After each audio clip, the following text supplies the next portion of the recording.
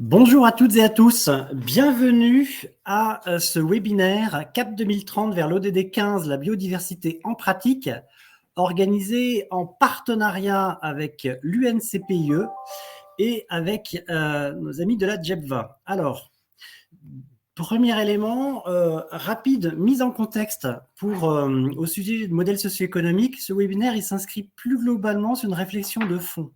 Pourquoi? Parce que par rapport aux transformations systémiques que nous vivons actuellement, un constat est partagé. Toutes les organisations, qu'elles soient publiques ou privées, sont en plein questionnement sur leur fonctionnement, notamment sur le fonctionnement de leur modèle socio-économique. Comment notamment pérenniser et mieux articuler les enjeux de sa structure. C'est ce qui est également au cœur de l'agenda 2030 des objectifs de développement durable, des ODD au niveau de l'ONU, et notamment de l'ODD 17, des partenariats. En France, 15 ans de recherche empirique ont permis de capitaliser une connaissance partagée sur ces modèles socio-économiques et plus récemment, depuis 2018, l'étude d'impact, une première à l'échelle de la France sur l'ODD 17, sur le Faire Alliance, a permis de qualifier, mesurer et d'illustrer finalement ces effets du Faire Alliance sur tous les modèles d'acteurs. Et depuis 2020, la JEPVA et le Rameau copilotent le programme Reconnaissance des modèles socio-économiques d'intérêt général avec 3 objectifs majeurs. Partager une culture commune, finalement, cette diversité des modèles, permettre à chacun, en fonction de sa maturité, de ses enjeux et de ses spécificités, de se repérer, de se positionner, et également d'apprendre collectivement à piloter la complexité des trajectoires socio-économiques. Une précision utile, ce programme il s'inscrit directement dans l'une des 21 mesures de la mission ministérielle pour l'accélération des alliances stratégiques pour lesquelles nous avions été comandatés par le secrétaire d'État Gabriel Attal et avec un rapport qui avait été remis en mai 2020 et très suivi par la suite. Et donc, on est dans un cheminement à la fois collectif, capitalisé et animé depuis 2009 qui concerne finalement les acteurs de tous les territoires, à l'image de nos participants qui représentent chacune des régions de France métropolitaine et les territoires ultramarins. Merci pour votre présence. Aujourd'hui, c'est un jour particulier puisqu'en fait, on ouvre un nouveau cycle de manière opérationnelle qui s'appelle « Vers de nouveaux équilibres économiques ». En quoi cela va consister? On va avoir des webinaires qui, en fait, vont partir d'un projet très opérationnel d'alliance pour valoriser ce qui se fait déjà à une échelle locale, qui incarne une diversité des pratiques collectives pour réussir l'agenda 2030 des ODD. Le grand objectif, ce sera finalement à la fois de partager la diversité des exemples à partir de retours d'expérience très concrets et également des méthodes et des outils qui sont librement accessibles pour permettre à chacun de passer à l'action ou de consolider son propre modèle. Aujourd'hui, c'est le deuxième webinaire biodiversité. On avait eu une vision d'ensemble et la précédente fois une transition entre les 2 programmes précédents et celui-ci. Et aujourd'hui, finalement, c'est le retour d'expérience de l'Union nationale des centres permanents d'initiative pour l'environnement. J'espère que je suis précis dans ce que j'exprime. L'UNCPIE pour agir ensemble sur les enjeux de biodiversité, autrement dit l'ODD 15, la vie terrestre. Donc, bienvenue à toutes et à tous, cap vers la deuxième des 10 escales de 2023. Au menu, 3 en entrée, nous aurons le retour d'expérience sur une alliance innovante avec la plateforme d'acteurs et d'actions pour la biodiversité, PAAB. En plat de résistance, le témoignage des points cardinaux de cette expérience avec l'Office français de la biodiversité, le CPIE de Flandre-Maritime, la communauté urbaine de Dunkerque Grand Littoral et EDF. Et en guise de dessert, un outil pour agir ensemble dès aujourd'hui, la plateforme Trajectoire socio-économique. Sans plus attendre une présentation de nos intervenants, puisqu'on va commencer par écouter le retour d'expérience de notre partenaire, avec Ludovic Serin, chargé de mission, et Brigitte Giraud, directrice de l'Union nationale des CPIE. Vous allez successivement nous présenter puis analyser le modèle socio-économique de la plateforme d'acteurs et d'actions pour la biodiversité. On est à votre écoute avec grand intérêt. Je coupe mon micro. Ludovic, la parole est à vous. Merci beaucoup Yann pour ces propos qui nous font rentrer dans le sujet et dans ce repas qu'on espère très convivial pour chacun et chacune. Donc bonjour à tous et à toutes. Moi je suis Ludovic Serin, je travaille à l'Union nationale des CPIE. Donc je vais commencer cette intervention pour l'Union nationale des CPIE, puis je passerai la parole à ma directrice Brigitte Giraud qui parlera ensuite sur des aspects le modèle socio-économique PAB, un peu la valeur que ça produit. Moi je vais déjà vous présenter ce projet, plateforme d'acteurs et d'actions pour la biodiversité, en commençant d'abord quelques mots sur quand même qu'est-ce qu'on est, qui on est, d'où on vient. Donc le réseau des CPIE, vous connaissez peut-être pas tous et toutes quel est ce réseau. Donc c'est un réseau associatif d'environnement. Quelques chiffres, voilà, 80 CPIE répartis en France, avec un CPIE en Outre-mer sur l'île de la Réunion. Voilà, on a une représentation assez homogène sur le territoire qui fait qu'on couvre 13 régions, 60 départements et on revendique à peu près 11 000 salariés, non, 10 000, pardon, 1000 salariés, voilà, et 11 000 personnes adhérentes. Et après ces éléments chiffrés, c'est plutôt ce qu'on est, comment on le fait. Alors, ce qu'on est, donc le réseau des CPIE, ce sont des associations de terrain qui ont donc un label CPIE, mais qui sont des associations qui existent chacune de façon indépendante et qui partagent des éléments, donc qui partagent ce qu'on est, c'est-à-dire déjà le fait d'être un réseau qui va travailler à la transformation au quotidien des territoires pour les inscrire dans la transition écologique, le changement environnemental, voilà, partisan du changement environnemental. Donc, on fait ça aussi par une façon de faire qui aujourd'hui se revendique en étant de travailler par le fait que chacun, chacune doit prendre sa part. Donc, on transforme au quotidien les territoires en amenant les acteurs du territoire, en amenant les habitants du territoire à vouloir agir sur l'environnement. Donc, comment on fait ça? Il y a une partie où on va travailler sur les axes du pouvoir d'agir pour les personnes du territoire. Et puis, aujourd'hui, ce qui nous réunit, c'est en particulier cette modalité d'être plutôt des facilitateurs de l'action commune pour amener les acteurs du territoire à agir en commun en faveur de la transition écologique. Donc, après avoir dit ces quelques mots, on va resituer un petit peu notre histoire en 3 étapes, 3 temps extrêmement forts qui vont expliquer aussi pourquoi on en est là aujourd'hui et pourquoi on vous parle aujourd'hui de plateforme d'acteurs et d'actions pour la biodiversité. Donc, on est né il y a 50 ans, au tout début des années 70, en 71 précisément, au moment où il fallait créer l'éducation à l'environnement. Donc, on a été un des réseaux pionniers qui avons créé l'éducation à l'environnement avec une approche très axée sur ces questions de faire comprendre, de sensibiliser, d'amener les personnes à saisir qu'est-ce que c'est les enjeux environnementaux, qu'est-ce que c'est que l'impact environnemental que l'humain peut avoir sur la planète et sur les territoires. Donc l'approche, elle est plutôt forcément assez individuelle. On travaille avec des personnes, même s'ils sont dans un groupe collectif, on prend plutôt chaque personne pour qu'il soit individuellement au fait de cette question de l'éducation environnement. À partir des années 90, on rentre dans une période où le sujet environnemental prend de l'ampleur sur les territoires, en particulier dans les politiques publiques, une période aussi où il y a de la décentralisation qui s'accélère, et des politiques publiques environnementales qui doivent aussi se décliner. Donc là, il y a besoin d'appui et on a été un des réseaux pionniers, encore une fois, sur les questions de l'accompagnement des territoires pour mettre en œuvre des politiques environnementales de développement durable sur les territoires. Donc, ça a été apporté au pouvoir public en particulier de l'expertise sur les questions environnementales, mais aussi un certain savoir-faire pour être dans l'animation de concertation afin de limiter les conflits qui peuvent être générés par la réglementation environnementale ou les questions d'usage des espaces naturels. Et ça nous a amené donc à être un interlocuteur extrêmement fort des pouvoirs publics sur ces questions de politique environnementale et de développement durable dans un objectif d'accompagnement. Mais ça nous a aussi amené dans une posture plutôt à recevoir au fil de l'eau un petit peu nos ordres de cet organisme public, des organismes publics. Du coup, on est plutôt dans une ambiance d'action collective où on a en particulier des pouvoirs publics qui organisent les actions des uns des autres sur les questions de biodiversité en particulier, mais là, plutôt dans les questions d'environnement. Et ça se décline du coup sur le territoire de façon plutôt collective avec un chef d'orchestre.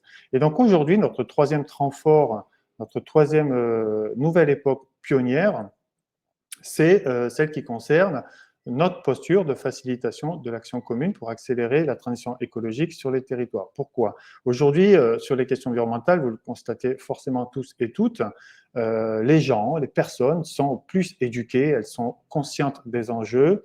Ça amène aussi à des situations où il y a des situations plus contestataires. Et bien qu'on soit aussi dans une société plus individualiste, on a aussi paradoxalement une envie d'agir ensemble sur les questions pour relever les défis de la transition écologique, avec aussi en alliant une envie d'allier la transition écologique à la justice sociale. Il y a beaucoup d'initiatives qui voient le jour depuis plusieurs années. Il y a vraiment une forte émulation. Et notre conviction à nous, c'est que l'environnement, il ne peut plus être traité comme il est en silo sur des politiques ou des actions qui considèrent que la biodiversité est dans un endroit, pas dans un autre, qui vont considérer qu'elle ne va pas traverser, qu'elle n'est pas imbriquée.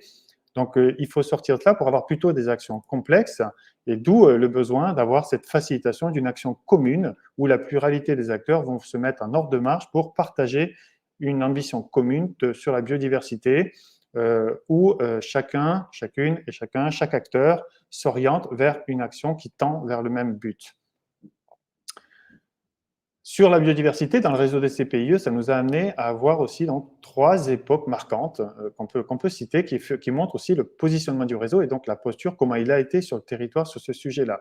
Dans les années 2000, on a mis en place des centres de ressources dans le réseau des CPIE qui avaient plutôt vocation à amasser la connaissance du territoire et à le mettre à disposition des acteurs, voilà, être plutôt un centralisateur de la connaissance en particulier du sujet de biodiversité qu'il pouvait y avoir sur le territoire et amassé par les différents acteurs. On prend ça chez nous et on le met à disposition. On a évolué pour devenir des PIB, point info biodiversité. Là, l'idée, c'est quand même plutôt de commencer à rentrer dans la posture vraiment de conseiller, sensibiliser, accompagner les acteurs, donc plutôt déjà dans un rôle d'aller-retour et d'amener les acteurs du territoire dans l'action. Et aujourd'hui, on est vraiment sur une posture qui est en train de se construire sur PAB, plateforme d'acteurs et d'action pour la biodiversité.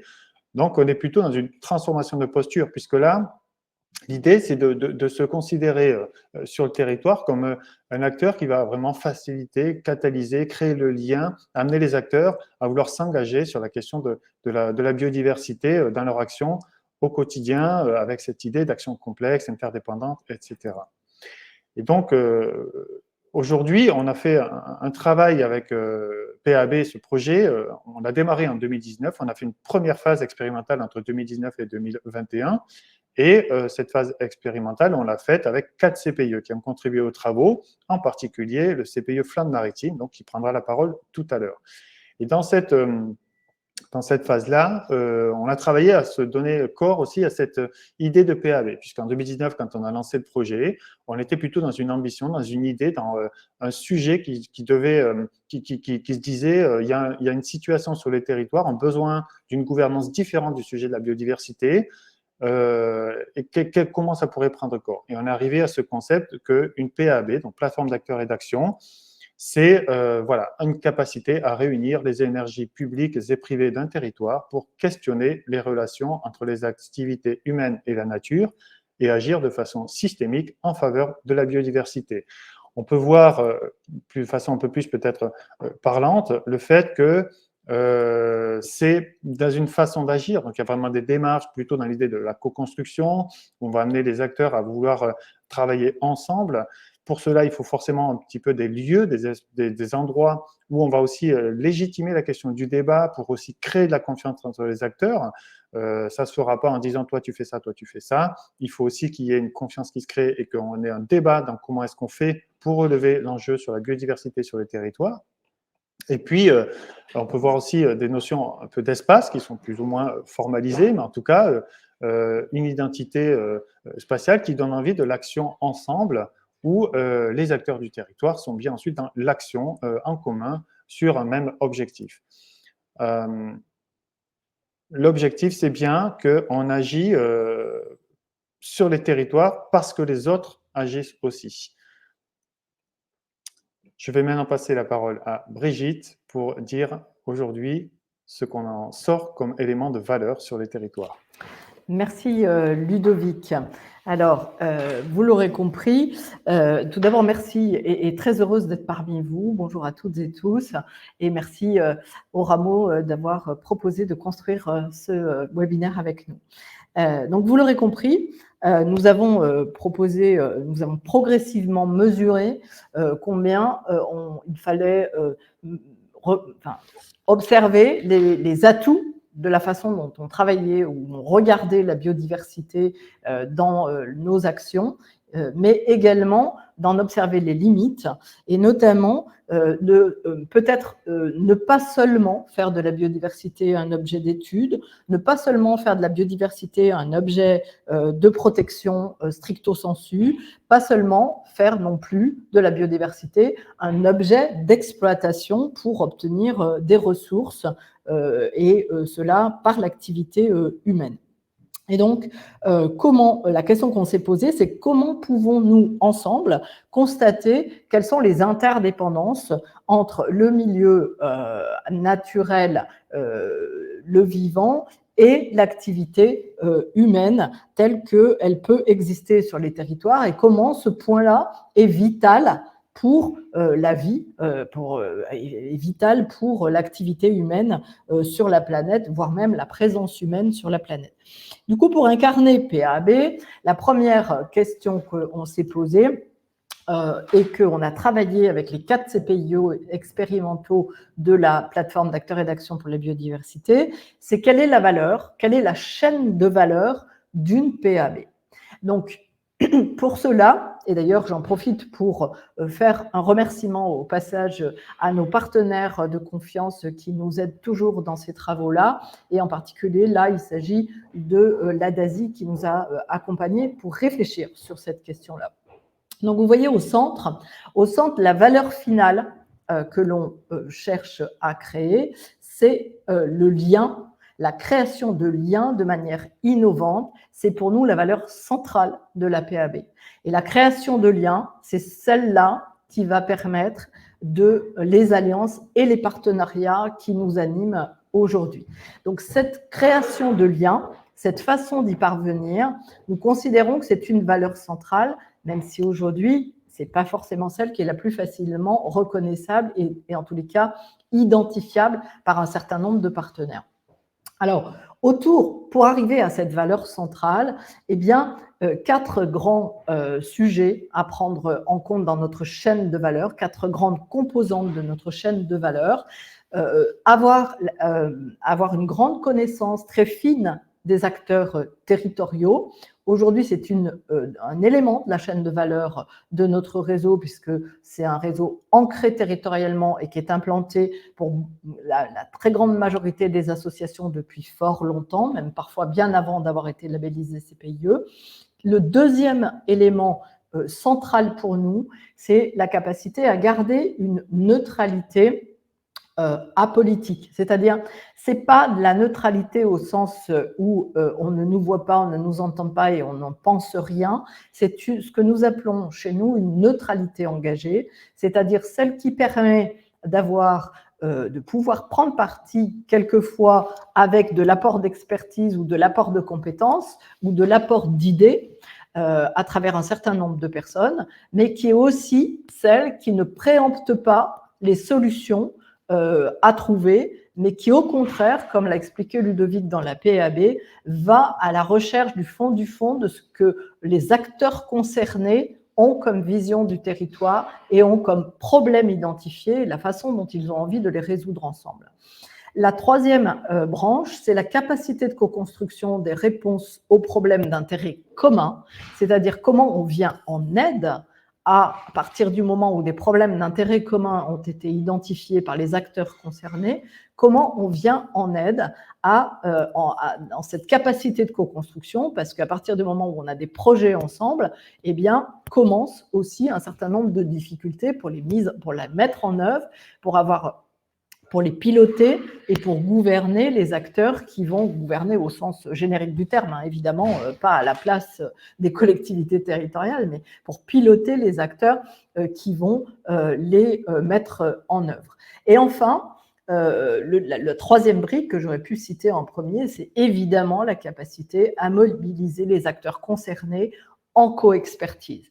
Et en co-expertise, ça veut dire que c'est un des partis pris de la PAB, c'est de penser que chacun à sa place en tant qu'acteur concerné, d'où Alliance et Partenariat, a cette capacité à identifier ce que sont les problèmes, d'apporter son point de vue sur les problèmes, de repérer en quoi, si on les résout de telle façon, c'est en opposition avec ce que pensent d'autres, et progressivement de mesurer comment on a un intérêt commun à résoudre des problèmes ensemble. On verra tout à l'heure la démonstration sur le CPIE Flandre-Maritime. Voilà, donc ces nouveaux liens pour transformer, pour des transformations territoriales que j'ai appelées avec biodiversité embarquée dans l'activité socio-économique sont pour nous indispensables. Et le niveau national est pour nous une capacité d'impulsion et de valorisation de cette approche pour chacune des parties prenantes. Alors, j'avance sur la diapo suivante. Et donc, comment tout ça, la deuxième question qu'on s'est posée, c'est du coup comment on traduit, comment on incarne cette PAB, comment on traduit cette PAB dans modèles socio-économiques, dans des modèles socio-économiques de PAB. Le premier point sur lequel je voudrais insister là, c'est d'abord le fait que c'est bien une articulation entre le niveau territorial et national qui donne du sens à cette question de modèle socio-économique de PAB. Nous avons, un réseau national, des partenaires nationaux. Les CPIE et les unions régionales sont en territoire avec des partenaires territoriaux. Si chacun travaille dans son coin et que l'articulation ne se fait pas, ça ne peut pas fonctionner. Donc, c'est pour ça qu'il y a deux niveaux dans ce tableau, le niveau territorial d'abord et le niveau national ensuite. Deuxième point, c'est qu'évidemment, nous nous appuyons sur les travaux qui ont été impulsés au cours de ces 15 dernières années et que nous avons relayés également dans la plateforme Trajectoire socio-économique avec 3 dimensions au modèle socio-économique, les richesses humaines, les ressources financières et les alliances et les partenariats. Sont portées là quelques caractéristiques importantes pour chacune de ces dimensions, que ce soit au niveau territorial ou que ce soit au niveau national. Je vais commencer peut-être par dérouler le niveau territorial avec évidemment des ressources salariées et des ressources salariées qui, pour exercer PAB, sont en pleine évolution et vont encore se transformer assez fondamentalement parce que autant la compétence biodiversité est présente, celle sur l'animation et la co-construction multi-acteurs, elle a déjà beaucoup progressé, ce qui nous permet de nous positionner comme PAB, mais elle doit encore avancer en ce sens. Le deuxième aspect, c'est le bénévolat. Aujourd'hui, dans notre réseau, nous attirons plutôt un bénévolat d'expertise biodiversité. Et si nous voulons sortir de la seule approche par l'expertise ou par le regard de la protection de la nature, nous avons à développer d'autres formes de bénévolat pour faire de l'action commune en faveur de la gestion du vivant une cause d'engagement pour son territoire. Et ça, c'est un challenge que nous relevons actuellement à travers différents travaux que nous conduisons, que ce soit en interne ou que ce soit avec d'autres partenaires, puisque nous discutons actuellement avec d'autres acteurs de l'environnement et Unicité de la possibilité de donner un coup de boost à un volontariat de service civique embarquant la transition écologique et en particulier sur les territoires avec des jeunes engagés sur leur territoire. Deuxième aspect, les ressources financières pour le niveau territorial. Aujourd'hui, ce sont des financements publics majoritaires avec auprès de ces financeurs publics une difficulté à faire valoir cette forme d'ingénierie du lien dont je disais tout à l'heure qu'elle était centrale dans la PAB. Donc nous avançons dans cette voie, nous avançons dans cette reconnaissance et un certain nombre de travaux nous aident à ça. Je pense en particulier aux travaux du Rameau, pour ne pas le citer. Deuxième type de partenaire pour des ressources financières, c'est des partenariats locaux. Alors aujourd'hui, nous avons EDF, qui est un vrai levier territorial pour enclencher des modalités de co-construction entre une entreprise, un grand groupe industriel et ses sites de production en territoire, et les aspects de la biodiversité en territoire avec une responsabilité du site de production sur le territoire avoisinant qui se développe et qui justifie aujourd'hui et qui nourrit le partenariat plutôt que que les CPIE ont avec EDF en territoire. Ce qui reste chez nous à développer, c'est une communauté, déjà des partenariats avec d'autres entreprises, parce qu'il y a d'autres acteurs sur les territoires qu'EDF, et puis également à développer une communauté d'acteurs intéressés à investir en commun dans une telle finalité de projet. Il y a des ressources, mais il y a encore du travail, il y a des ressources potentielles pour le faire, mais pas des ressources au sens financier, là, des ressources de volonté pour le faire, et ça reste à développer. Troisième et dernier paragraphe, qui est complètement au cœur de notre regard aujourd'hui, c'est que sur les alliances et les partenariats, aujourd'hui, on peut dire qu'on a principalement encore des réseaux associatifs partenaires du champ environnemental et qui proviennent du champ environnemental.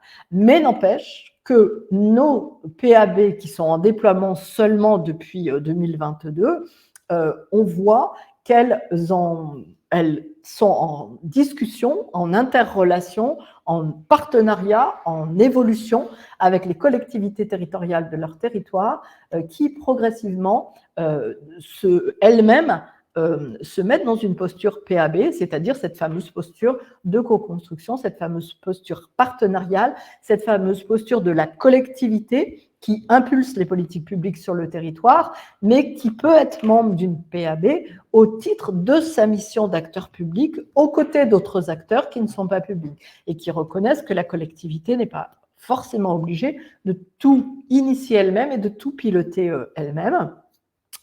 Il y a également les sites de production EDF qui sont engagés sur les territoires avec les CPIE, je viens d'en parler à l'instant, et il y a des développements encore possibles avec EDF et avec d'autres entreprises qui vont arriver.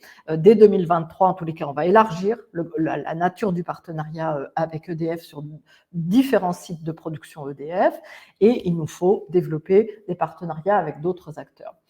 Comment prend place le niveau national là-dedans? Alors, si je reprends les mêmes rubriques, en matière de richesses humaines, le portage politique est fait par la gouvernance bénévole. Nous avons structuré en 2022 une feuille de route qui est portée par la gouvernance politique et qui a d'ailleurs été soutenue par le Fonds d'ingénierie d'accompagnement des acteurs d'intérêt général et qui structure ce déploiement en embarquant à la fois l'objet, la finalité et la démonstration de la valeur de notre posture plateforme d'acteurs et d'actions, peut-être possiblement aussi sur d'autres thématiques que la biodiversité, mais là on est sur la biodiversité, et en même temps la structuration du réseau pour y parvenir. C'est la gouvernance politique qui porte ça.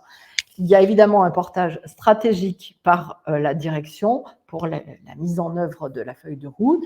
Et puis, nous avons mis en place, justement pour articuler le national et le territorial, un accompagnement individualisé et collectif du réseau par l'équipe salariée. Un accompagnement individualisé, c'est véritablement une dimension de prise en compte individuelle des CPIE et d'accompagnement de leurs projets de transformation en facilitateur de l'action commune de façon individualisée auprès d'eux et au long cours.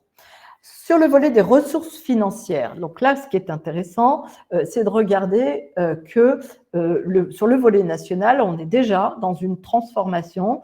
On passe de financeur, comme on dit souvent dans le secteur, à une logique d'investisseur. L'Office français de la biodiversité a fait un investissement sur PAB, et c'est un investissement au sens réel du terme, on entendra tout à l'heure, mais au sens réel du terme, dans la mesure où en plus le financement que nous avons reçu est passé en commission des investissements au sein de cette agence publique. Donc c'est un réel investissement et un pari sur et un intérêt sur ce que va être PAB, on l'entendra tout à l'heure. EDF et a un effet levier d'investisseurs aussi, en soutenant le niveau national, de façon à ce que ça ouvre la voie avec des partenariats, évidemment avec des sites de production EDF, mais que ça ouvre la voie aussi à d'autres entreprises des territoires pour leur donner envie de venir rejoindre cet enjeu des alliances et des partenariats en faveur de la transition sur la gestion du vivant en territoire. Troisième partenaire, la Caisse des dépôts, qui là aussi a changé son regard et qui fait un investissement en accordant un volume financier à l'Union nationale des CPIE qui lui permet d'accompagner d'une part la valeur produite en territoire et de l'accompagnement des CPIE, mais également la dimension structuration du réseau pour accroître sa crédibilité sur le sujet. Et enfin, le fonds I, j'en ai parlé tout à l'heure, qui a fait un investissement sur notre déploiement avec cette avance remboursable que nous avons pu recevoir. Sur le dernier carré, le volet alliance et partenariat au niveau national, notre tout premier partenariat très structurant et stratégique, ça a été avec Sol et Civilisation, qui nous a amené à réfléchir à la façon dont nos postures actuelles, nos métiers actuels ne suffisaient plus. Ludovic a parlé de la sensibilisation, de l'éducation à l'environnement, de l'expertise et de l'accompagnement des territoires, qui ne suffisaient plus. C'est avec Sol et Civilisation que nous avons défriché ce terrain de l'action en commun pour la gestion du vivant sur les territoires. Le deuxième partenaire, ça a été EDF, qui très vite a rejoint notre projet, à la fois et je l'ai dit dans la rubrique ressources financières, mais aussi dans la réflexion, puisque nous avons partagé ensemble ce qu'étaient nos enjeux, nous avons partagé ensemble ce que représentait pour nous l'ancrage territorial, nous avons partagé ensemble ce qu'était la responsabilité de chacun sur la gestion du vivant, et nous sommes véritablement non seulement dans un sujet de partenaires financiers, mais dans un sujet d'alliés stratégiques sur le national, pour le bénéfice des territoires. Et enfin, l'AgroParisTech, avec qui nous sommes en train d'amplifier un partenariat stratégique, puisque nous nous inspirons, là c'est le partenaire académique, puisque nous nous inspirons de la théorie sur l'approche patrimoniale et la gestion du vivant en commun qui est enseignée, qui a été développée, déjà imaginée à l'AgroParisTech et enseignée depuis, et que nous travaillons, que nous reprenons sur des partenariats très intéressants. Le CPIE Flandre-Maritime en a bénéficié par exemple et en parlera tout à l'heure. Voilà les éléments qui constituent les composantes de ces modèles socio-économiques de PAB dans leur articulation nationale territoriale. Et donc, je passe la main à la séquence suivante en introduisant peut-être directement. Alors, merci beaucoup Brigitte et Ludovic pour cet exposé passionnant qui nous permet vraiment de bien comprendre toutes les nuances avec le lien également avec votre propre historique de PAB. Comment ça s'inscrit tout cela, c'est très intéressant. Et on va ouvrir donc la séquence témoignage justement pour illustrer concrètement comment cette valeur de l'alliance de la PAB elle est perçue par une diversité d'acteurs. Pour en parler, 4 regards complémentaires. L'institution publique avec l'Office français de la biodiversité, tu en as parlé, puis la CPE Flandre-Maritime, qui a un focus notamment sur comment PAB permet de diversifier l'engagement, la collectivité avec Dunkerque Grand Littoral, la communauté urbaine, sur comment ça se met en place sur le territoire, et donc EDF avec cette politique et cet ancrage territorial à différentes échelles. Donc, même question à chacun, finalement, grande question en filigrane, quelle est la valeur de la plateforme d'acteurs et d'actions pour la biodiversité, comment elle est perçue par des acteurs nationaux et territoriaux. On ouvre avec un témoignage de l'Office français pour la biodiversité. Alors, c'est une séquence particulière puisqu'en fait, pour en parler, Brigitte, tu introduiras la séquence. On va écouter un témoignage d'Audrey Corot, qui était directrice acteurs et citoyens en juin 2022 à l'OFB et son regard permettra de comprendre quelle valeur apporte le projet PAB à un organisme d'État dédié à la biodiversité tel que l'OFB. Donc Brigitte, quelques mots d'introduction avant que l'on écoute Audrey Corot.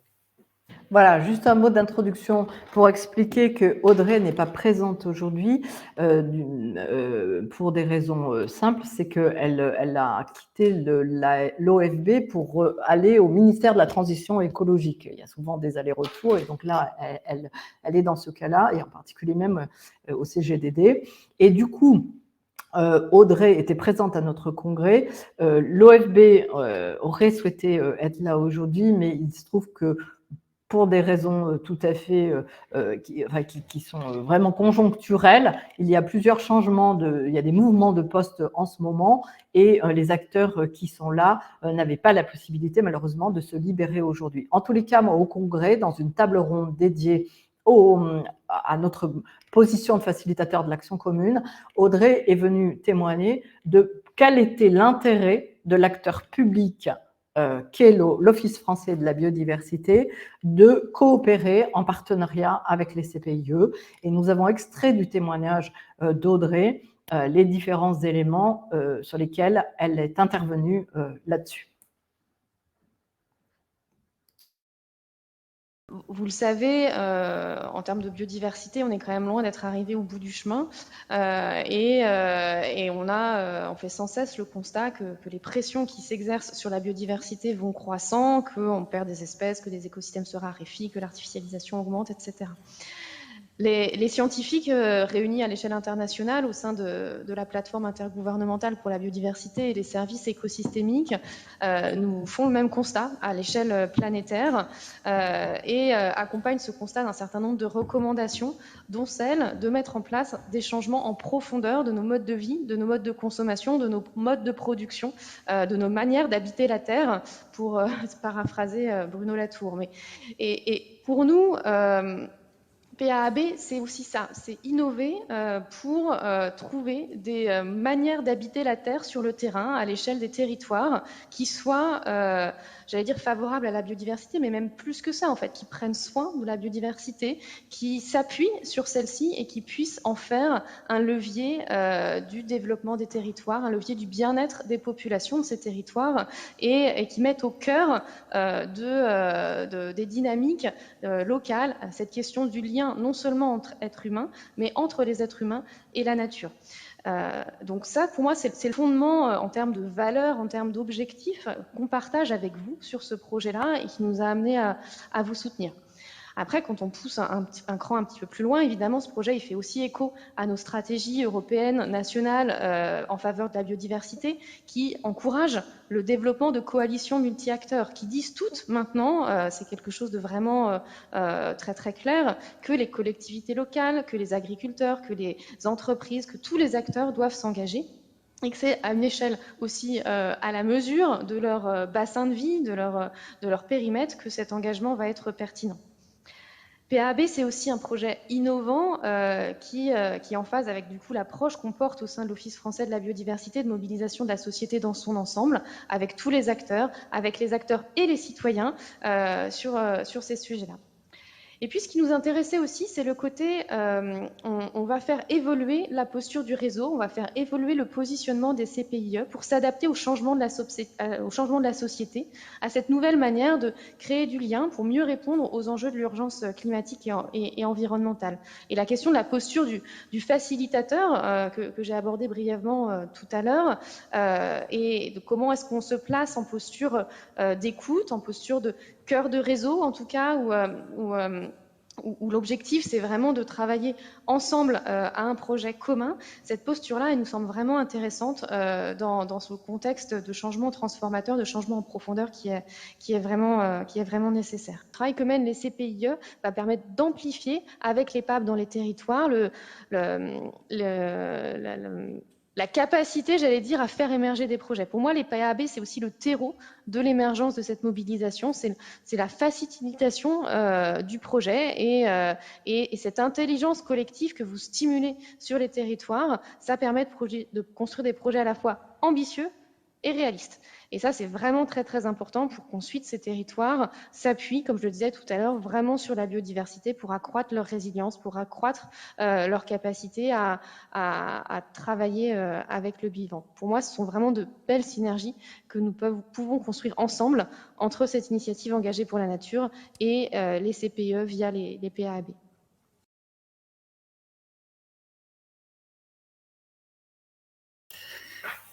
Merci donc à Audrey Corot pour ce témoignage très intéressant avec le regard de l'acteur public. On va écouter à présent un autre témoignage plus local. On traverse la France, de l'Occitanie à la Pointe-Nord en Flandre-Maritime, pour écouter Guillaume Chaudet, directeur technique du CPIE Flandre-Maritime. Guillaume, est-ce que vous pouvez nous dire finalement en quoi construire une PAB sur votre territoire contribue à de nouvelles formes d'engagement des acteurs pour la biodiversité? Oui, merci Yann, bonjour à toutes et tous. Merci pour l'invitation et pour l'espace d'expression qui est offert au CPIE Flandre-Maritime.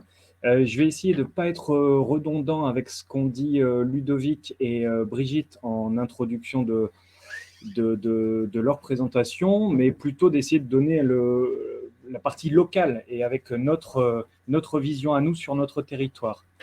Alors peut-être commencer par rappeler justement quel est notre territoire. Donc vous l'avez dit Yann, on est à la pointe nord de la France, en département du Nord. On a un territoire d'action qui est représenté par le trait rouge et un territoire historique d'action entouré en vert qui est le territoire grosso modo de la communauté armée de Dunkerque, représenté par Fabrice qui interviendra juste après. L'association Adélie, labellisée CPIE Flandre-Maritime, travaille historiquement sur cette thématique de la biodiversité, puisque à la base, notre association a été créée pour que des Zuïdecotois emmènent les enfants de Zuïdecote visiter les dunes de Zuïdecote. Donc voilà, on était déjà sur cette biodiversité, la faune, la flore, les paysages. La particularité qu'on a aujourd'hui, c'est qu'on fait notre travail sur un territoire d'action qui est tout à fait particulier. On est un territoire poldérisé, l'eau est omniprésente, on est un territoire qui est très artificialisé, avec des cœurs urbains assez densément peuplés, avec une zone industrialo-portuaire qui est l'une des plus importantes de France. Et donc voilà, ce territoire particulier fait que la vision des acteurs qui travaillent localement est tout à fait différente selon à qui on parle. Ça, c'est quelque chose dont on s'est rendu compte au cours d'un audit patrimonial dont Brigitte a brièvement parlé juste avant. Fin 2021, on a donné la parole à plusieurs acteurs travaillant sur la thématique de la biodiversité sur notre territoire et on s'est rendu compte que les visions étaient tout à fait différentes selon les uns et les autres, avec des structures comme nous, CPIE Flandre-Maritime, voyant plutôt le côté positif, le verre à moitié plein plutôt qu'à moitié vide, et surtout des pistes d'amélioration en faveur de la biodiversité du territoire. D'autres, à contrario, qui ont une vision très négative, très défaitiste, voire disant qu'il n'était finalement plus possible de rien faire sur notre territoire, tellement il était négativement vu de leur côté. Alors pour nous, ça a été un jalon important dans notre façon de travailler et d'appréhender la biodiversité. On s'est dit que finalement, on ne pouvait plus se contenter de ce qu'on faisait historiquement, d'aller présenter des choses sur le territoire, mais qu'il fallait mettre plus de personnes, plus de structures autour de la table pour pouvoir appréhender de manière plus commune cette thématique-là, peut-être d'ailleurs sans parler de biodiversité, ce mot qui peut parfois faire peur. On a donc voilà cet audit patrimonial qui nous a finalement ouvert les yeux fin 2021, donc ça fait 2-3 ans maintenant qu'on travaille sur cette nouvelle manière de travailler. Un jalon important également, d'autant plus important sur notre territoire, c'est le financement des entreprises. Alors, on dit financement des entreprises, mais les entreprises de notre territoire nous amènent plus que du financement monétaire, de l'argent. Ils nous emmènent des compétences, des connaissances, etc. On a un exemple concret avec EDF et notamment avec la centrale, le centre nucléaire de production d'électricité de Gravelines, dont on reparlera, je pense, juste après. Mais pour nous, c'est vraiment important de pouvoir dire que l'entreprise fait partie de notre tour de table pour la biodiversité. C'est important, mais je me permets de le dire parce que ce n'est pas le cas partout. Parfois, l'entreprise est en dehors de cette discussion sur la biodiversité. Ce n'est pas du tout le cas pour nous. Et ça me permet de rebondir sur ce que je mets quelques points plus tard. Un appui sur les partenaires historiques comme Locomotive. Il est important pour nous de pouvoir s'appuyer sur des structures et des acteurs qui sont convaincus de ce qu'ils font et qui sont vraiment moteurs dans cette dynamique. EDF avec le CNPE, je viens d'en parler. La communauté urbaine de Dunkerque, bien sûr, qui prendra la parole juste après. Et c'est, je pense, grâce à cette locomotive multi-tête qu'on arrive à avancer sur cette thématique de la biodiversité. Je terminerai avec les quelques points en bas de ma diapositive. Pour nous, CPAB, ça nous permet d'être dans un enrichissement en termes de partenariat qui est vraiment très intéressant, qui nous permet d'avoir plus d'ampleur finalement dans ce qu'on fait, de démultiplier l'impact de nos actions. Et c'est très lié à la diversité, à la pluralité des acteurs qui sont autour de la table. J'aime bien aussi parler de la notion de responsabilisation ou de responsabilité. Quand on est dans un projet commun, finalement, on peut plus difficilement s'en extraire en disant bah non, bah finalement, ça ne me concerne pas. On s'en rend compte là, hein, dans nos projets de territoire que, je dirais, une fois qu'on a mis le doigt dans l'engrenage, on est attiré par tout ça. Et je conclurai quand même en disant, en répétant l'une des choses qu'a dite Brigitte tout à l'heure, c'est important de connaître son écosystème d'acteurs sur un territoire pour pouvoir bien appréhender les compétences, les connaissances, voir où elles se trouvent, à quel moment on peut les mobiliser et comment on peut les mobiliser. Et voilà, j'ai terminé ma diapo en mettant à suivre, puisque il me semble bien, et je suis très conscient qu'on n'a pas du tout fait le tour de la thématique encore. Donc, c'est à suivre. Merci Guillaume pour ces propos très intéressants. Alors, en parfait complément, parce que je sais que c'est une présentation, une préparation à deux voix, on va écouter à présent le témoignage de Dunkerque Grand Littoral avec Fabrice Druand, responsable du bureau biodiversité de la communauté urbaine Dunkerque Grand Littoral. Fabrice, est-ce que vous pouvez nous apporter votre regard, finalement, quelles sont les spécificités de ce projet PAB pour votre communauté urbaine qui est active de longue date sur les politiques écologiques et la biodiversité en particulier? Je vous laisse. Oui, alors tout d'abord, bonjour à tous et à toutes. Oui, alors effectivement, un territoire, comme a pu le présenter, souvent connu pour son complexe industriel, portuaire, et globalement un territoire qui a toujours cultivé l'innovation et le paradoxe. Alors si Guillaume peut passer la slide, parce que je n'ai pas la main sur la slide. La suivante, voilà.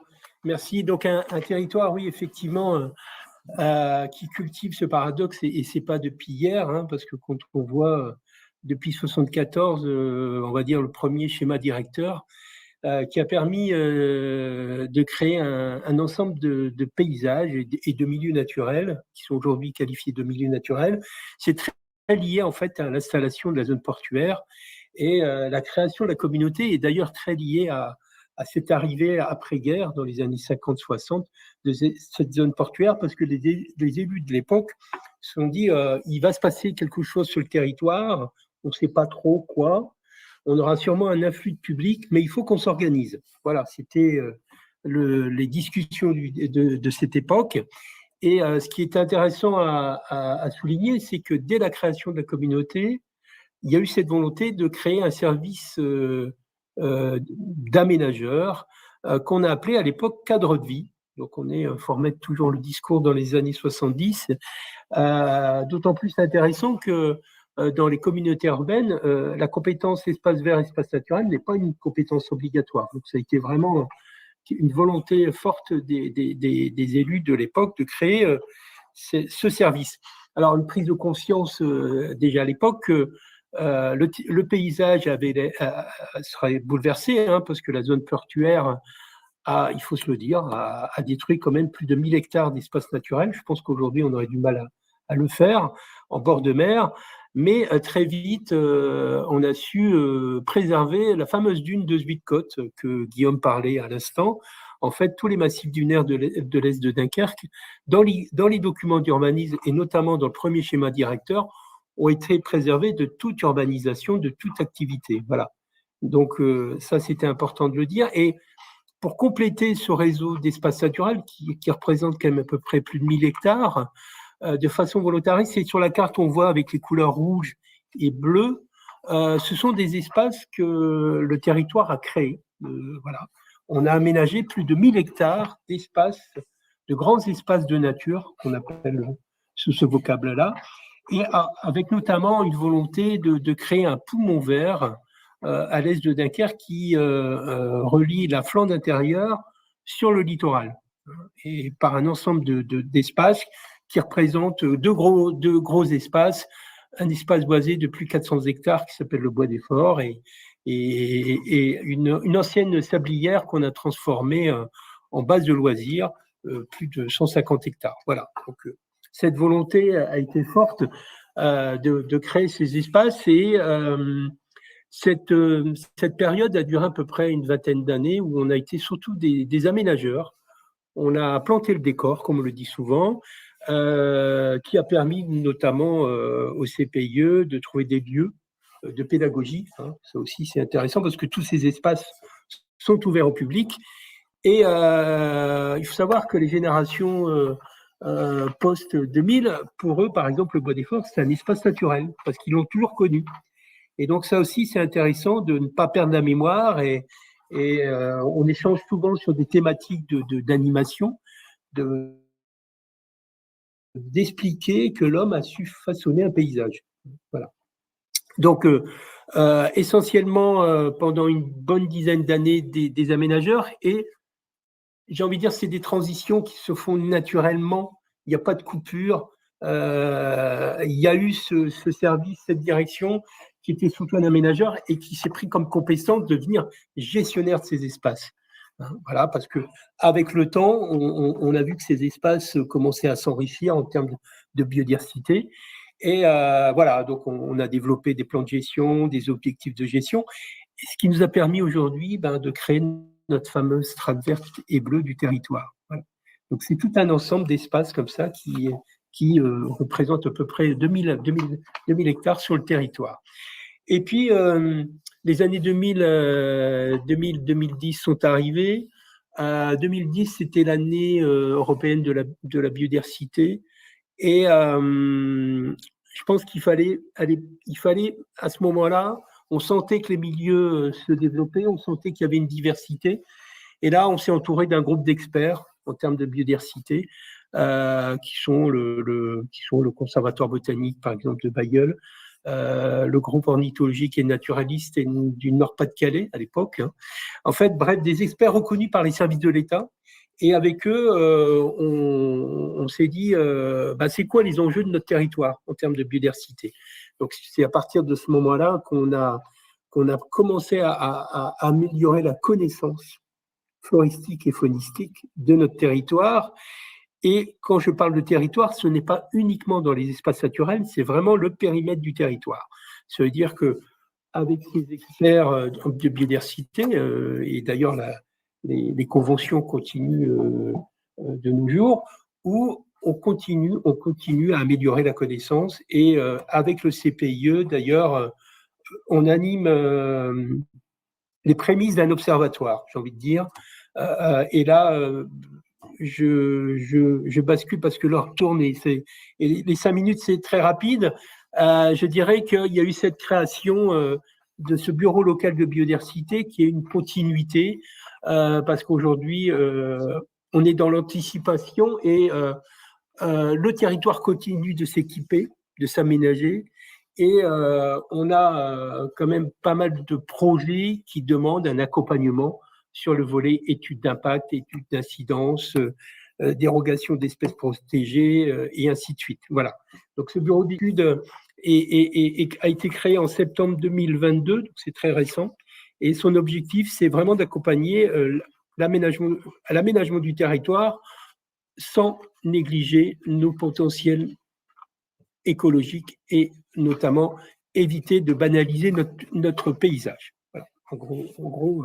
Alors, des exemples très concrets d'activités de ce bureau, là, effectivement, on est en train de réfléchir à l'évolution de ce groupe d'experts qui va nous accompagner notamment sur tout le volet mesures de compensation. Voilà, aujourd'hui, ce groupe d'experts va nous accompagner, notamment, nous sommes en train de définir des sites potentiels de compensation sur notre territoire. C'est-à-dire qu'on anticipe, on essaie c'est pas qu'on essaie, c'est qu'on va définir des secteurs où on sera amené à faire de la compensation. Et en amont de ces zones de compensation, on travaillera avec le groupe d'experts pour évaluer déjà le premier niveau de connaissance. Voilà. Au même titre qu'on va le faire sur les OAP, les secteurs d'aménagement du territoire. Pareil, pour connaître les impacts éventuels sur la biodiversité. Voilà, donc l'idée c'est ça, et ça nous permet aussi d'acculturer tout le temps, à la fois, j'ai envie de dire, l'habitant, mais pas que, il y a aussi nos élus. On a, comme je vous l'ai dit tout à l'heure, cette volonté de poursuivre cet observatoire qui va se traduire pour alimenter par cet observatoire par un objectif qu'on se fixe sur ce mandat-ci et le mandat suivant, de terminer les atlas de biodiversité des communes.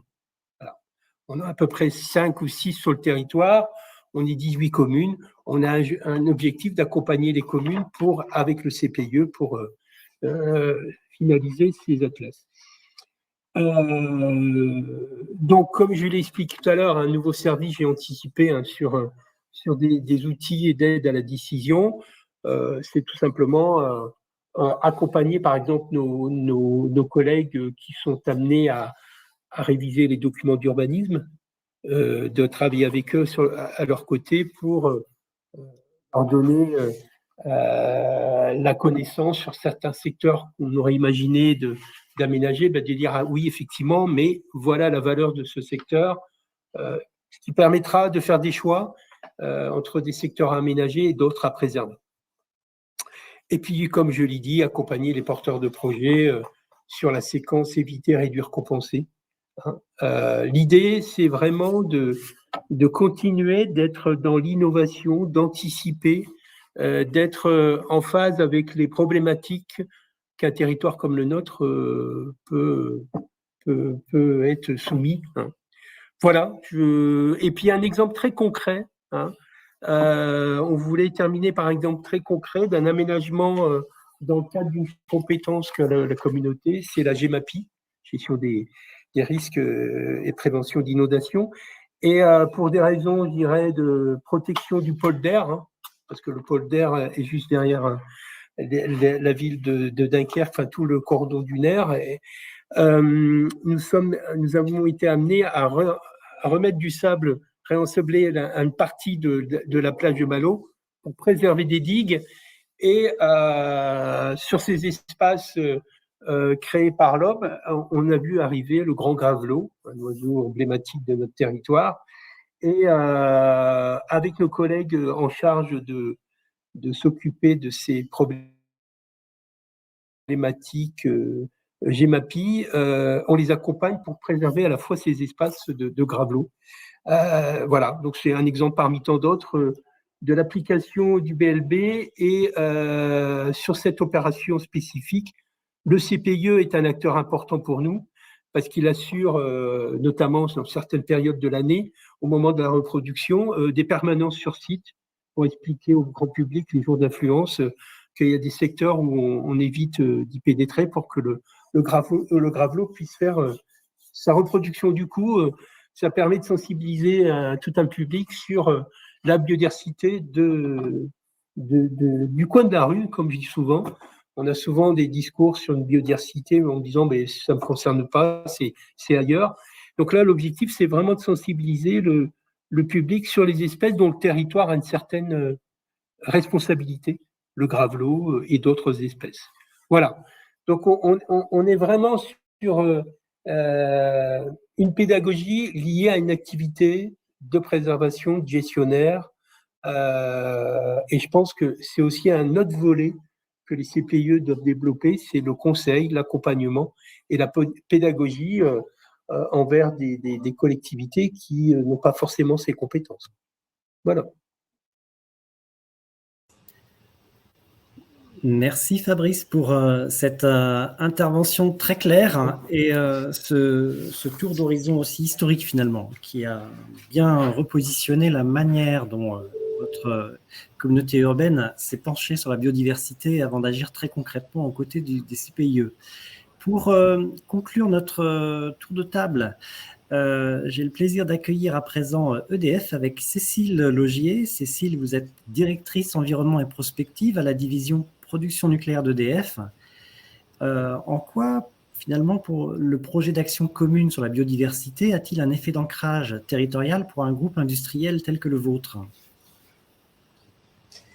Oui, bonjour et merci de participer à ce webinaire très riche et je crois que c'est très appréciable d'avoir des témoignages de terrain.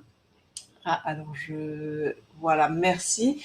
Donc, je voulais effectivement commencer par juste un rappel. Hein, ça a été dit, EDF, c'est un groupe industriel qui, en France, exploite de nombreux ouvrages de production. Alors, pour ce qui me concerne, moi, je suis dans la direction production nucléaire, mais vous savez que EDF dispose d'une large gamme d'outils de production qui en fait un mix énergétique, c'est important, un mix décarboné pour l'essentiel, avec une forte présence d'ouvrages hydrauliques, pas mal de nouvelles renouvelables, et le nucléaire qui représente un socle avec un parc qui est rappelé là sur la petite carte. Nos ouvrages, ils sont sur le territoire depuis longtemps, et encore pour longtemps. On a mesuré l'importance de s'intéresser de plus près à notre ancrage territorial. Alors, les relations de chaque site avec son territoire, on ne les a pas inventées avec les projets d'ancrage qu'aujourd'hui on développe de façon structurée, mais voilà, on s'est quand même donné une structure pour organiser, parce qu'une centrale sur un territoire, c'est un acteur économique de grand poids, hein, avec des milliers d'emplois, énormément de fournisseurs, des achats locaux également, donc une dimension économique très importante qui a été renforcée avec les grands arrêts, enfin les grandes maintenances là qu'on est en train de faire, hein, qui sont traduites par des chantiers d'encore plus grande ampleur que les premiers arrêts de tranche. Une dimension sociale très affirmée, hein, puisque voilà, nous sommes un acteur dans le territoire, un acteur de formation, un acteur d'insertion.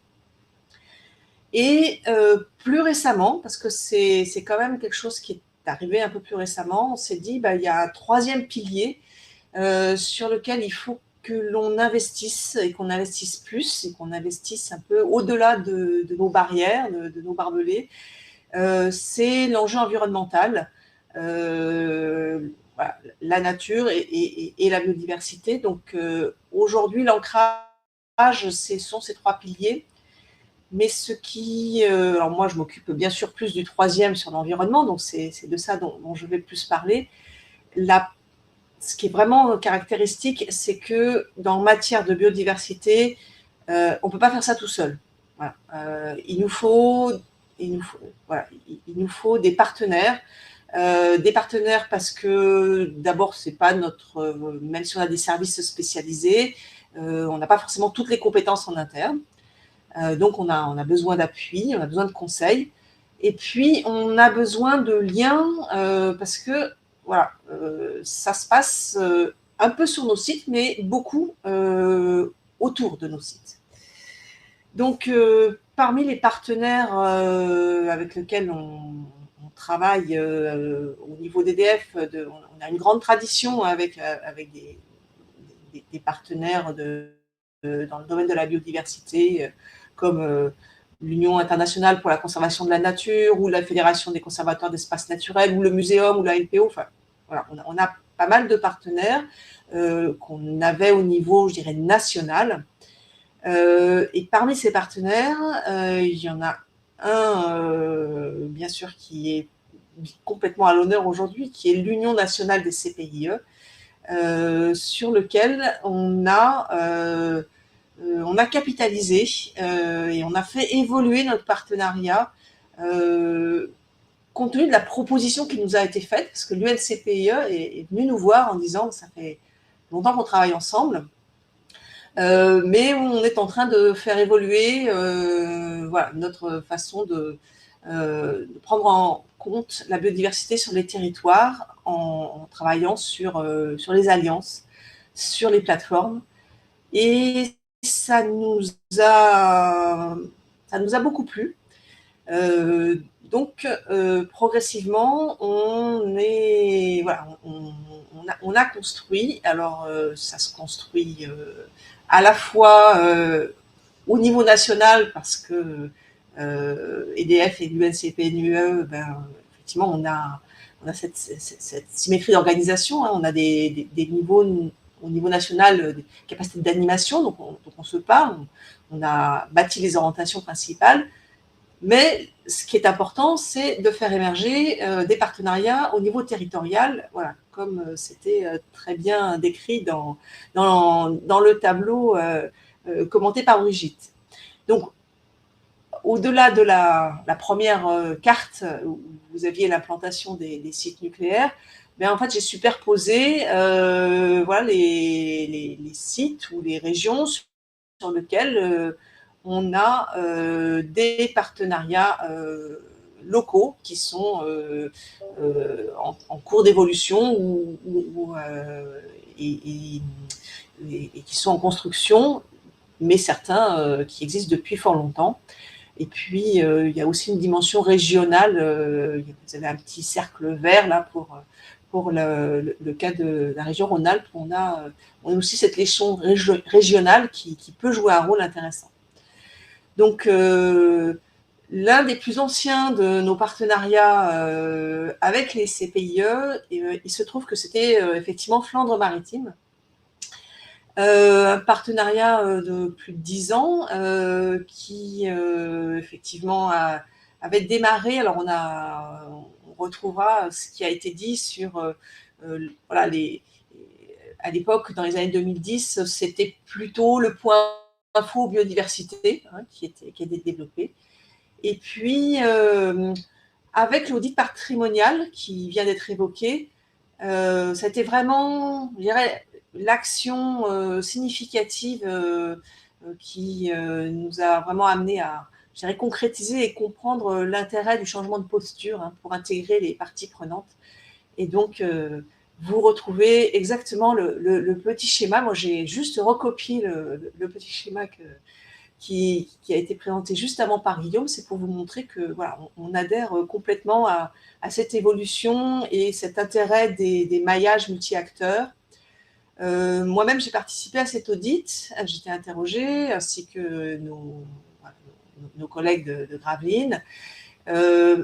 Parmi les conclusions, parce qu'on a eu une restitution fort intéressante hein, par les élèves d'AgroParisTech, moi, ce qui m'a frappé, alors comme ça a été dit, il y avait la diversité des points de vue, mais moi, j'ai quand même aussi été frappée par ce qui a été mis en avant sur ce très fort besoin de créer du lien, d'avoir des lieux ou des opportunités pour se parler, se connaître, construire des actions ensemble, parce que finalement, les acteurs, ils ne manquent pas de moyens, ils ne manquent pas de... Enfin, ils ont des idées, ils ont des objectifs chacun, Mais finalement, ils sont chacun sur leur îlot et ils se rendent bien compte que voilà, si on ne connaît pas suffisamment les enjeux des autres, on ne peut pas construire dans la durée des actions engageantes. Donc, voilà, l'audit a aussi permis de révéler, de partager. Et effectivement, je pense que les plateformes et PAAB, ça répond complètement à cet enjeu. Et c'est pour ça qu'on est très intéressés, nous, pour poursuivre ce partenariat dans cette direction, notamment puisque c'est aussi très significatif que ce soit soutenu par des grands organismes comme l'OFB. Et puis, je voulais compléter mon témoignage, parce que l'occasion m'a été donnée, pour aussi montrer un autre type d'action, parce qu'il y a une diversité d'initiatives sur le territoire pour créer du lien. Et j'ai sélectionné une, alors un petit peu plus dans le sud-est de la France, avec le CPIE Bugey-Genevois et le CNPE de Bugey. En fait, on s'était dit dans le partenariat national avec l'UNCPIE qu'il y avait quelque chose, il y avait un outil très intéressant que nous, on connaît bien à EDF et qu'on développe beaucoup pour sensibiliser nos collaborateurs et que sans doute beaucoup d'entre vous connaissent parce que c'est quand même aujourd'hui très, très, très développé. C'est la fresque du climat. Donc voilà, ça se présente comme un atelier, une sorte de jeu, mais c'est très propice à passer un moment ensemble en participatif et sur une réflexion en lien avec les enjeux d'environnement. Et dans le cadre du CPIE Bugey-Genevois, l'idée, c'était de dire la fresque du climat, on peut la faire dans des équipes en interne EDF pour sensibiliser les gens, mais on peut aussi la faire entre acteurs du territoire, avec des personnes de la centrale, avec des personnes du CPIE, avec des élus, avec des services, avec des administrations, d'autres industriels. Et on se met tous ensemble autour de la table, on joue le jeu de la fresque du climat. C'est une démarche qui amène à se poser des questions, à trouver des réponses ensemble et à produire des engagements et des fiches actions, des fiches de solutions derrière, pour aller plus loin, pour que ça ne reste pas juste un bon moment passé ensemble. Et voilà, c'est ce qui a été fait avec une thématique qui était forte dans ce territoire, qui est la ressource en eau. Et voilà, nous, on a beaucoup apprécié et on a aussi mesuré que ça a vraiment ouvert des relations aussi vers d'autres associations de protection de la nature avec lesquelles on avait un peu eu du mal à avoir des liens jusqu'à maintenant. Et finalement, après la fresque, il y a vraiment eu un avant et un après. Et après, on a améliorer nos relations territoriales. Donc, voilà, au travers de 2 exemples, une certaine diversité d'actions, de l'innovation territoriale et l'intérêt de faire ces liens, de faire alliance, comme ça a été dit. Merci beaucoup, Cécile, pour cet éclairage très intéressant sur votre vision à la fois nationale et territoriale, en plus à différentes échelles territoriales de l'ancrage territorial, avec ce focus très, très précis et ouvert sur la biodiversité et les actions menées auprès du réseau national et de CPIE. Et on a une question à partager, peut-être à l'attention de Brigitte, dans le chat, pour ouvrir le temps d'échange collectif.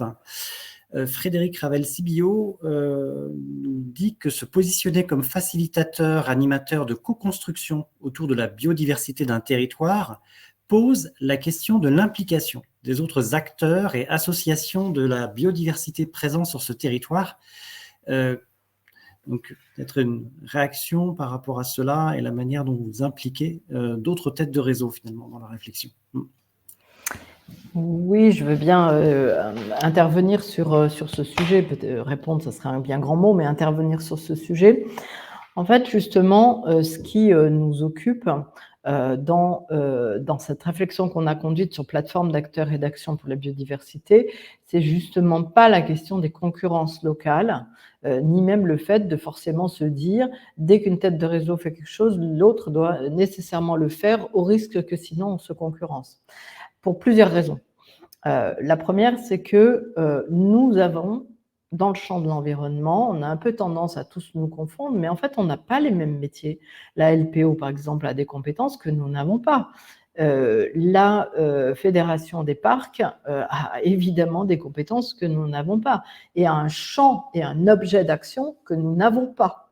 Là où ça devient intéressant, c'est justement quand chacun des acteurs est reconnu pour la spécificité qu'il peut apporter et sur la vision qu'il peut avoir. On vient d'avoir une très très belle réponse en fait à cette question de la part de Cécile, c'est que c'est bien le CPIE de Bugey-Genevois qui a animé la fresque du climat multi-acteurs, et Cécile a dit, en conclusion, finalement, on a ouvert la voie à des échanges avec des associations environnementales qu'on ne connaissait pas et qu'on n'avait pas aujourd'hui. Le CPIE n'a pas été un barrage, il a été le faiseur de liens qui permet que de nouveaux partenariats et de nouvelles alliances se créent à l'échelle du territoire. Je pense que c'est la meilleure réponse qu'on puisse apporter. Et évidemment que ce n'est pas un fait de principe de se dire si on veut être facilitateur, on commence par se mettre dans l'entre-soi des associations autour de la table pour faire.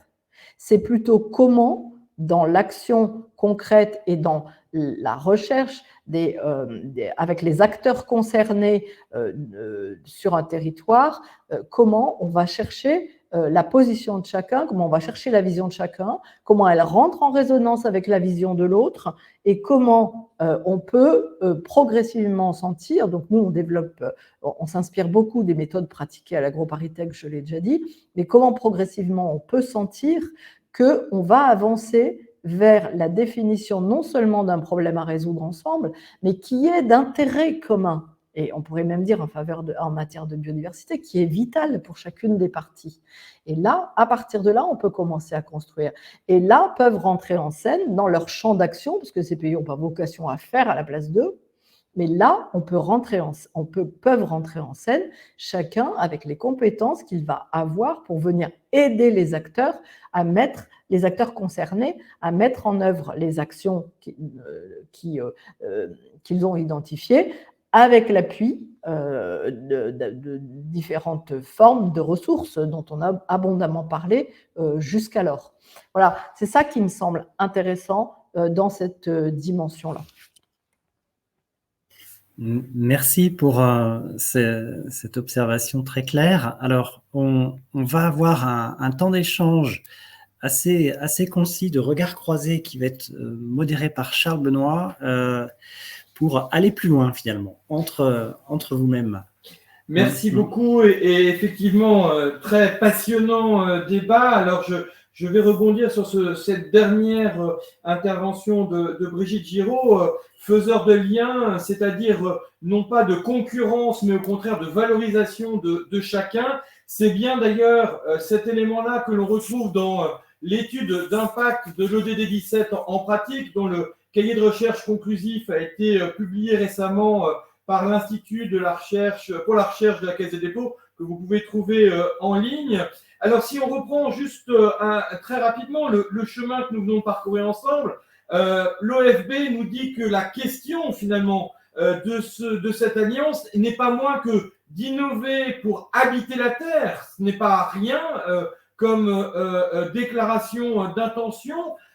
J'ai beaucoup aimé le CPE qui nous rappelle que la sémantique peut faire peur, mais que l'action nous ramène à quelque chose où chacun peut être mobilisé, très passionné aussi par la communauté urbaine de Dunkerque, où finalement comment on plante le décor et on reconstruit une capacité d'espace culturel et naturel. Et je voudrais aussi souligner qu'effectivement, cet espace qui est le Dunkerquois n'est pas à son premier élan d'innovation. On peut penser à ce que l'agence d'urbanisme Lagure fait en développant ses toiles écosystémiques des acteurs.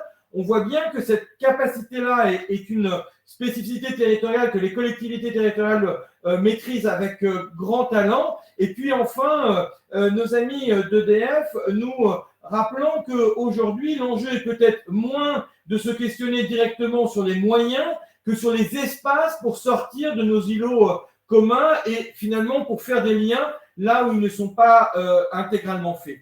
Encore une fois, ce témoignage, ce cheminement que nous venons de faire ensemble incarne particulièrement bien l'étude d'impact qui vient d'être publiée, l'étude d'impact 2018-2022 de l'Observatoire des partenariats, qui montre qu'entre 2015 et 2022, nous sommes passés d'un devoir d'alliance, nous devons faire alliance, à une envie d'alliance en se posant la question du comment faire. Et je crois que l'exemple qu'on vient de porter aujourd'hui en est un exemple extrêmement inspirant. Alors, pour ne pas nous retarder, je voudrais poser une question très simple et 3 mots. Vous avez 3 mots pour répondre, chacun d'entre vous. Finalement, quelle est la surprise?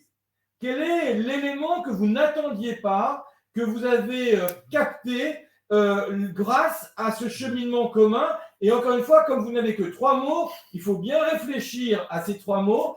Qu'est-ce qui fait en sorte que vous sortez de ce cheminement de co-construction? Vous êtes encore dans l'action, bien évidemment, mais dans cette première étape de co-construction, quelles sont finalement la bonne surprise, la bonne nouvelle que vous avez eue et que vous n'attendiez pas? Alors, à tous seigneurs, tout honneur, je vais commencer par vous, Guillaume, parce que, bien évidemment, tout commence par le territoire. Merci, je suis ravi d'attaquer.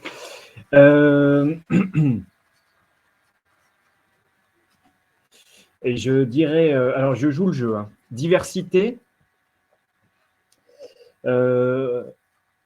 complexité et hauteur. J'ai le droit de détailler un peu plus ou je reste sur mes 3 mots? Très clair, et j'aime beaucoup le dernier, hauteur. On voit bien la prise de hauteur nécessaire pour faire cet exercice-là. Je me tourne vers vous, Cécile, même exercice, 3 mots pour décrire les bonnes nouvelles et la bonne surprise que vous avez eue dans cette démarche collective. Alors, je dirais l'ouverture. Alors, j'ai peut-être pas le bon mot, mais ça a été dit par Brigitte, le fait que c'est non orienté, non partial. Voilà, nous, la bonne surprise, c'est qu'on sait se parler au-delà des controverses et des habituelles guerres de tranchées pro-anti-nucléaires. On sait aller au-delà, s'ouvrir et effectivement créer des liens. Merci beaucoup. Alors, vous allez devoir vous partager, chères Brigitte et Ludovic, 3 mots. Donc, je vous invite à définir qui dit les 2 premiers et qui dit le dernier. Honneur à toi, Ludovic. Ah, d'accord, ok. Mais j'en dis 1 ou 2 comme j'ai envie, c'est ça? Tu en dis 2 si tu as envie. Alors, je dirais que le premier, c'est transformation. Ensuite, c'est envie. Même s'il y a des transformations à faire, il y a de l'envie pour ça. Brigitte? Eh bien, je vais choisir responsabilité de chacun. Magnifique. Je vous rends la parole, cher Yann. Merci bien, Charles Benoît, et à vous pour avoir joué ce jeu redoutable mais réussi de la synthèse. Et pour pour rebondir sur le dernier mot de Brigitte, qui parlait de responsabilité, pour vous permettre de passer à l'action dès aujourd'hui, focus sur la plateforme Trajectoire socio-économique. Et pour en parler, j'ai le plaisir d'inviter Élodie Julien, notre directrice de la recherche, à nous présenter les atouts de cette plateforme. Merci Yann et bonjour à tous. Alors, très important pour nous de présenter cette plateforme, parce que comme le disait Yann en introduction, le Rameau travaille à la question des modèles socio-économiques depuis 2008. Alors, on ne travaille pas seul, on travaille avec une diversité d'acteurs, dont l'UNCPIE en a été l'un des acteurs clés. Et donc, pour nous, acteurs de la recherche empirique, c'est très important de voir que ce travail collectif est valorisé au travers d'une plateforme pédagogique qui est Trajectoire socio-économique et qui a vu le jour pour permettre à des dirigeants, des bénévoles d'acteurs d'abord de l'environnement ou des réseaux d'accompagnement de réfléchir, d'évoluer vers des modèles plus durables et plus cohérents. Donc, cette plateforme, elle a été lancée en 2016 sous l'impulsion du Centre de ressources d'ALA Environnement et elle a pu mobiliser une diversité d'acteurs de l'ingénierie qui ont très rapidement vu l'enjeu qu'il y avait de pouvoir mettre à disposition des outils sur la question des modèles socio-économiques. Alors, ces acteurs, il y a les têtes de réseau associatifs comme l'UNCPE, mais également France Nature Environnement et l'Éclair, et puis des partenaires comme le Rameau, l'ADASI dont on a déjà parlé, France Active, le CRDLA en financement et Opus 3 qui est devenu Terre d'Avance. Voilà, donc c'est un outil qui a été lancé en 2016 pour les associations du secteur de l'environnement. Alors, quels sont ses atouts ? D'abord, c'est une plateforme qui propose une démarche d'appropriation et de réflexion, puisqu'on propose 3 étapes, où on en est sur les modèles socio-économiques, où est-ce qu'on veut aller et comment on va aller. Et puis, autre atout de la plateforme, c'est de proposer une diversité d'informations et d'outils en fonction de ses besoins et de sa propre maturité. Donc, si on en est à ses premiers pas, il va y avoir des vidéos sur les fondamentaux. Qu'est-ce que c'est qu'un modèle socio-économique ? Si on veut approfondir le sujet, il y a des dossiers, des référentiels pour aller plus loin.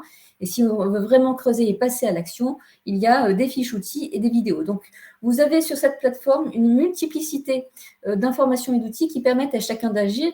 Et je vous conseille très vivement, si vous y êtes intéressé, à aller la consulter. Alors, aujourd'hui, 2023, nous, dans le programme de modèles reconnaissance des modèles socio-économiques qui a été lancé en 2020, on va aller plus loin. Et 2023, comme elle le dit Brigitte, l'objectif, c'est de pouvoir massifier les connaissances et les compétences en matière de modèles socio-économiques. Alors, s'agissant de la trajectoire de la plateforme, il y a un véritable enjeu à investir.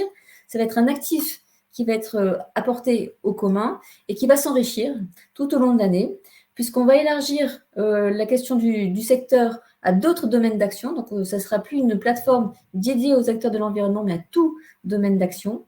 On va bien sûr corréler cette plateforme à toute la capitalisation qui a été faite depuis 2020 lorsqu'on a lancé le programme Reconnaissance des modèles socio-économiques. Et puis, bien sûr, elle va être articulée avec d'autres démarches sur cette question des modèles socio-économiques qui permettent de s'informer, de se former et d'être accompagnés. Donc, un véritable enjeu d'investir sur cette plateforme. Et comme vous le voyez sur votre gauche, en fait, ce sujet de la plateforme, ça fait partie d'un ensemble de chantiers stratégiques que l'on va mener tout au long de 2023 avec nos partenaires. Donc, il y a la plateforme, il y a aussi la question de la cartographie des parcours d'usage que l'on voit qui vont être menés en partenariat avec l'ADASI et Institut IDEAS. Il va y avoir aussi la question de comment on va mobiliser encore plus les investisseurs sociétaux sur ces questions de modèles socio-économiques et ce sera copiloté par la Fondation GRDF et le Fonds DD17. Et puis, il y a, comme vous le vivez aujourd'hui, il y a toute la question de l'animation et le partage des connaissances sur les modèles socio-économiques et en lien avec à la fois le Juris Association, à la fois avec l'Observatoire des partenariats, avec le ministère, avec le Rameau, avec tous les acteurs qui sont impliqués sur ce sujet depuis 2020.